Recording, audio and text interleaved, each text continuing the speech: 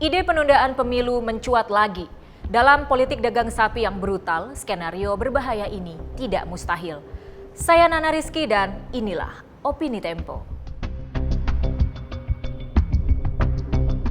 Dalam hal mengegolkan rencana penundaan pemilu, para pendukung Presiden Joko Widodo ibarat sedang berperang gerilya. Jika publik tengah lengah, mereka melempar isu itu ke masyarakat. Jika reaksinya negatif, gagasan itu diredam. Di bawah tanah, upaya melanggengkan kekuasaan Jokowi setelah 2024 terus dilakukan. Lontaran terbaru datang dari Menteri Koordinator Politik Hukum dan Keamanan Mahfud MD. Dalam rapat bertajuk Transformasi Lemhanas RI 4.0 di Lembaga Ketahanan Nasional Lemhanas, ia menyebutkan perbincangan tentang perpanjangan masa jabatan presiden tidak melanggar hukum. Ia memang mengatakan pemerintah tengah menyiapkan pemilihan umum 2024 dari sisi prosedural, kelembagaan, dan peraturan. Tapi Mahfud melontarkan kalimat bersayap.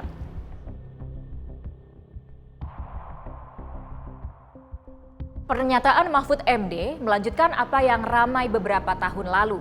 Pada Maret 2021, politikus Partai Gerindra Arief Poyuwono mengaku didorong lingkaran kekuasaan menyuarakan gagasan Jokowi 3 periode.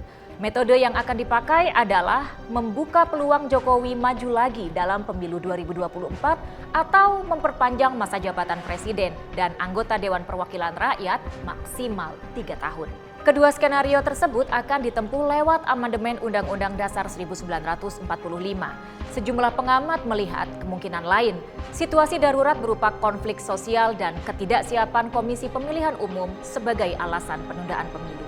Awal 2022, ide penundaan pemilu disampaikan anggota kabinet dan ketua partai politik pendukung pemerintah. Dari Menteri Investasi Bahlil Lahadalia, lalu Ketua Umum Partai Kebangkitan Bangsa Muhaimin Iskandar, hingga Ketua Umum Partai Golkar yang juga Menteri Koordinator Perekonomian Airlangga Hartarto. Ada pula Ketua Umum Partai Amanat Nasional Zulkifli Hasan dan Menteri Koordinator Kemaritiman dan Investasi Luhut Binsar Panjaitan. Relawan pendukung Jokowi dan kepala desa yang tergabung dalam Asosiasi Pemerintah Desa Seluruh Indonesia menyuarakan hal sama. Pakar Hukum Tata Negara Yusril Ihza Mahendra dikabarkan mendapat misi membuat kajian penundaan pemilu.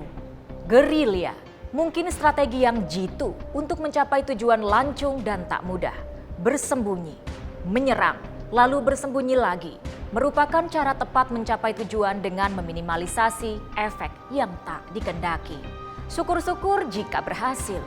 Jika gagal, pelakunya bisa buang badan dengan mengatakan rencana itu aspirasi masyarakat yang harus dihormati. Ketua Umum Partai Demokrasi Indonesia Perjuangan Megawati Soekarno Putri sudah tegas menolak gagasan itu. Mega menginginkan terjadi peralihan kekuasaan dan ia mungkin menyiapkan anaknya Puan Maharani sebagai calon presiden. Para kandidat presiden semestinya juga menolak itu.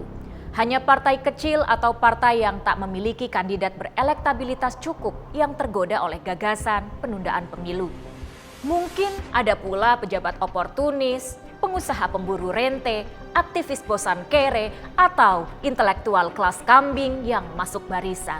Dalam politik dagang sapi yang brutal seperti saat ini, penundaan pemilu memang bukan gagasan muskil. Meski ada pula analisis lain, gagasan penundaan pemilu merupakan upaya Jokowi menekan PDIP agar menerima Ganjar Pranowo sebagai calon presiden. Ganjar adalah kader PDIP yang memiliki elektabilitas tinggi tapi belum mendapat restu Megawati.